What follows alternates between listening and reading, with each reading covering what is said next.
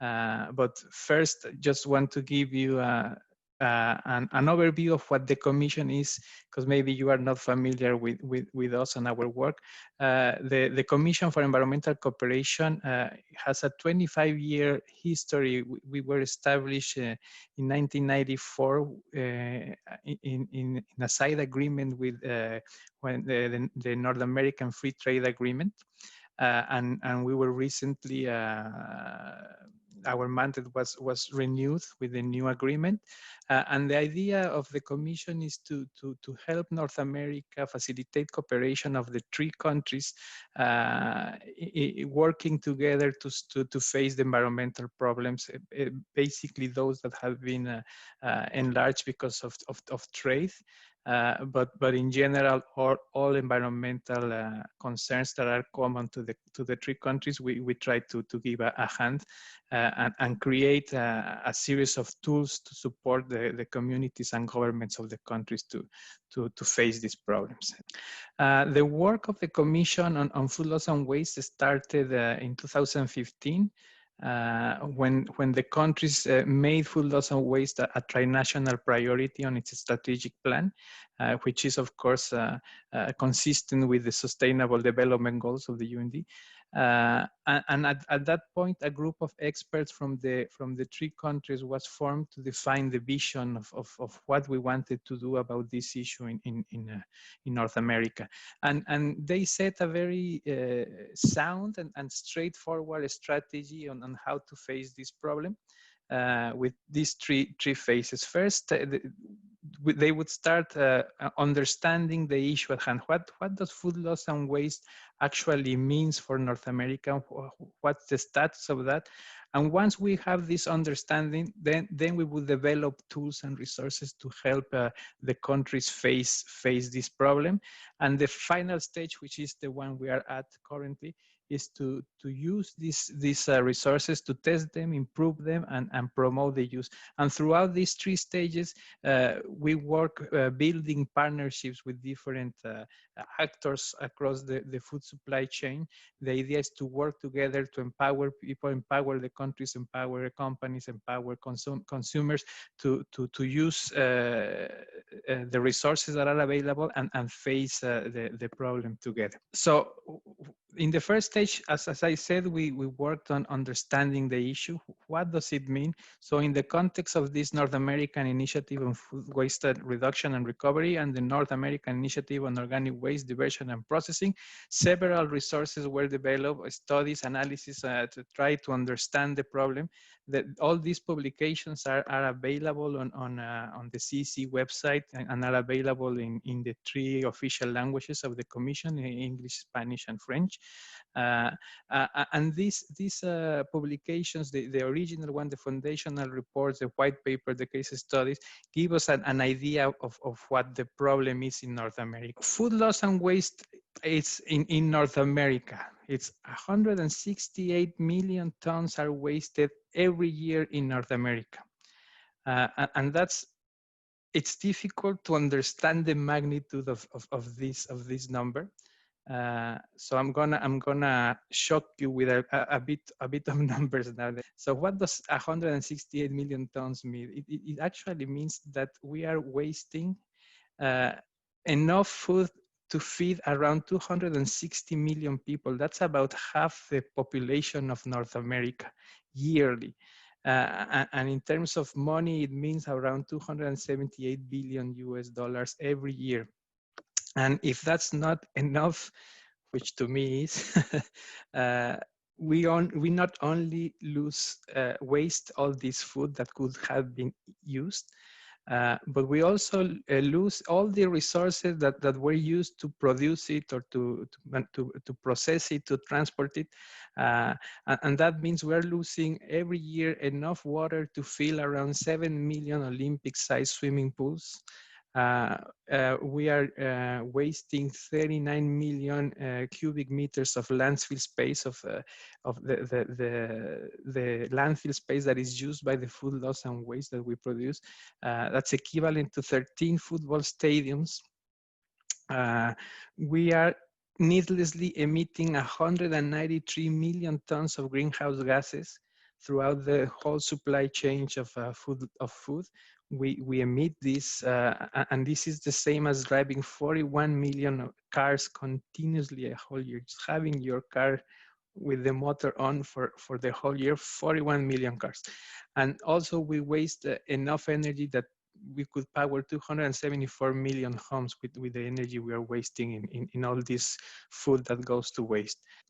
So trying to understand better the problem, then we see how the countries fare against each other. This is the per capita figure of how much food loss and waste each person produces a year in each of the three countries. So that means in Canada, it's 396 kilos a year of food loss and waste per person. Mexico 249 and the US 415. And here we see where is food loss and waste happening across the supply chain. So as you can see, it happens all around. It's not just the consumers that have that are doing this, or not just the companies or the stores. It happens in the pre-harvest stage, in post-harvest, processing, distribution, transportation, retail, food service, and of course consumers in our very own homes. And food loss happens more in the earlier stages of the supply chain, and food waste happens more in the later stages, like consumption. So if we combine the last two slides into one, it's easy to see how the countries compare, and where is food loss and waste occurring more in each country. If the figure on the left is the absolute figures, how much food loss and waste is produced, and how much it happens in each of the stages of the supply chain. When you see the left figure, you might say that in Canada it's not such a big problem as, for example, in the US or Mexico. But when you go to the figure on the right, which is the per capita figures, you can clearly see that the trends and the behavior of Canada is very, very similar to what happens in the US. Per capita, it's very comparable, and consumption is a big issue of food waste. In those countries. So next is very important, not only to understand the magnitude and where it's happening, food loss and waste, but also try to understand why it's happening. And so the Commission also work on this, on identifying the causes of food loss and waste in the different stages of the food supply chain. I won't go much into detail of this, but all of this is available for you on the website. So once we had a better idea of the problem, the stage 2 started on developing tools and different resources that could help people better understand their own contribution to the problem and the opportunities we all have to do all these minor tweaks to try to start changing and contributing for a solution. We basically develop these tools with two components. One is the measurement component, focused very much on the earlier stages of the supply chain, developing resources of how to quantify food loss and waste within your own operation, within your own way of living, and identify these little things that you could do to address it. So we have available a practical guide, which is meant mainly for companies, the private sector, but it can be used across the different stages of the supply chain. So that if you are in the pre-harvest stage, there's information for you there of what you can do. If you are on the transportation stages, there's information. So that's available, and it's just we thought it's important for you guys to know that this information is there for you too. And the second component is the education component, which brings us to this webinar today. that's why it's so perfect that we have this opportunity to show you this work, because the education component actually tries to address the issue at home. It's focused more on the later stages of the supply chains, particularly on consumption, and on the role that that households, that we our average household are having on this problem, and the many little things that we can do to help and to avoid the problem.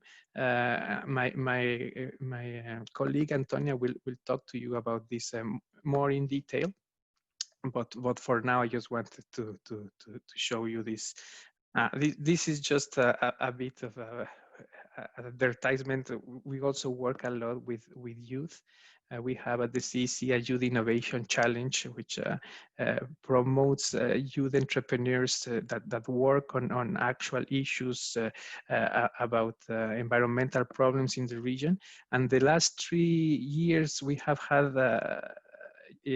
winners of the challenge with a very important component of food loss and waste programs. Here she's Monique Chan, the founder of Bruce, which is a company that actually uses tracks food loss, food that is being about to be wasted, like, and they use that to produce different food products. Like for like granola and things for add to your salad and things like that.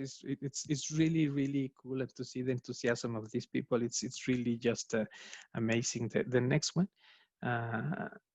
This is a winner of Mexico this year, Viova Tech, and they did this work. They're doing this work on. It's like a bioplastic, a plastic that is made out of food that otherwise would be wasted, of nopal, which is a sort of cactus that is in Mexico.